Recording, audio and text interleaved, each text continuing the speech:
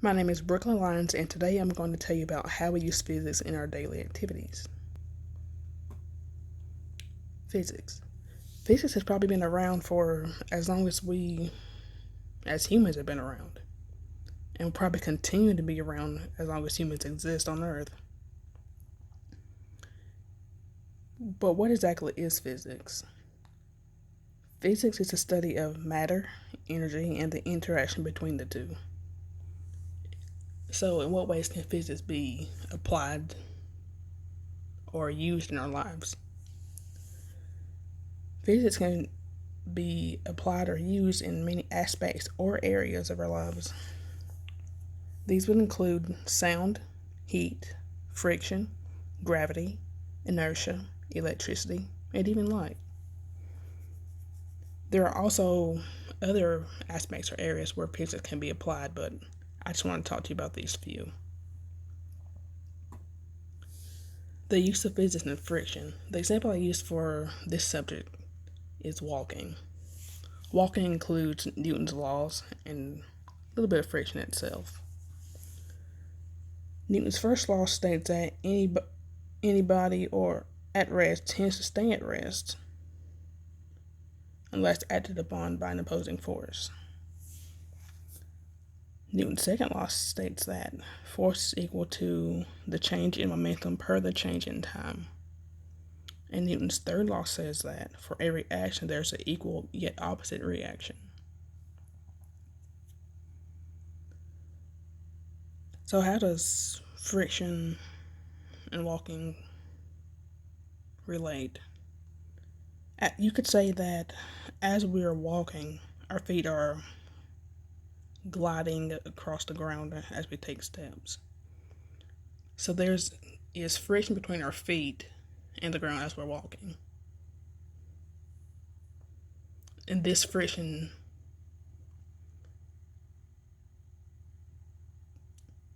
how do you say increases and decreases as we're walking. The use of physics in heat. Heat is the transfer of energy from a hotter object to a colder object. A form of heat is thermodynamics. There are three types of thermodynamics. These types are conduction, convection, and radiation. Conduction is the transfer of heat energy by direct contact with the heat source. Convection is the transfer of heat energy by fluid such as steam, water, or even oil. And radiation is the transfer of heat energy by direct exposure to a source of light energy. Cooking is just a form of thermodynamics, which we use daily. Another example of thermodynamics would be a steam iron. A steam iron works by the process of conduction. So as we are ironing our clothes, steam from the iron hits our clothes, and that in turn gets all the wrinkles out. The use of physics in sight. Yes, physics is even involved in our sight. How does physics exactly work in our eyes? Well, light enters our cornea,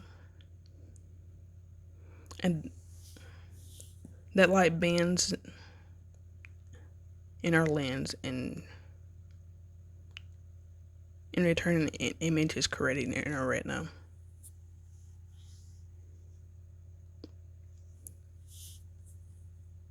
And the image is projected. Then finally, the image is projected in the cortex. We can only see in certain wavelengths, though. These wavelengths are blue, red, and green.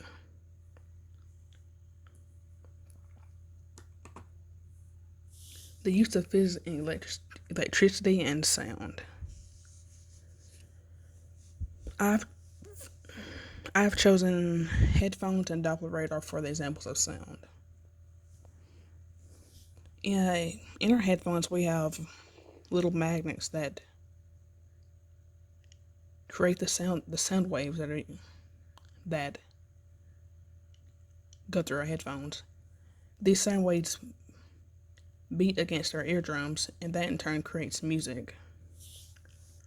Doppler radar is the next example. So Doppler radar runs on the principle of the Doppler effect.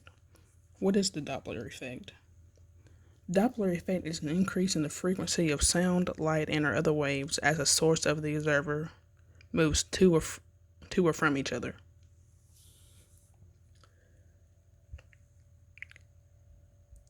Then, in the example I've chosen for electricity are batteries. Batteries can be found in many different things that we use on a daily.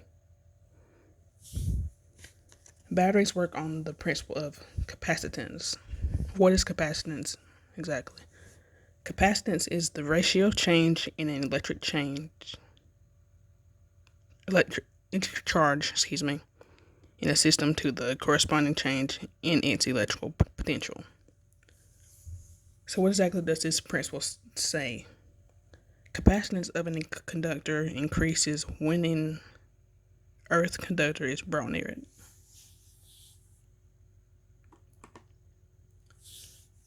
The use of physics in inertia and gravity. The examples that I've used for gravity is a ballpoint pen. Everyone's used a ballpoint pen at some point in their lives. This is how the pen works. So at the end of the pen there's a ball, and the ink sits on top of the ball. So as we push down, gravity forces the ink through the pen onto our paper that we're writing on. And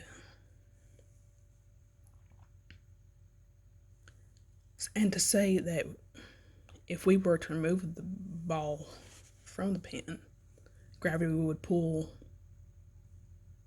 the ink onto our paper and just in a puddle, and therefore we wouldn't be able to do anything with that.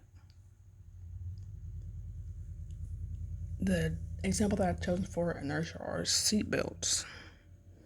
Seat belts, of course, as you know, are found in any car, any van, any type of vehicle we drive.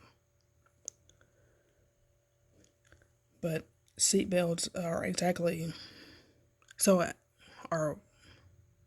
seat belts are what hold our bodies in place as we're driving. And here's how they work. So as we're driving, our bodies are moving along with the car as fast as we're driving. So seat belts are the force that keep our bodies in place while we're driving. If we didn't have the seat belts, then our bodies would be moving wildly about in the car. And another thing is, if we didn't have the seat belts, then if we were to come to a sudden stop, our bodies would fly out of the seat. The same could be said in a car crash. Our bodies would fly out of the seat, and possibly, depending on how sudden the stop was, also fly out of the window. And that would be bad.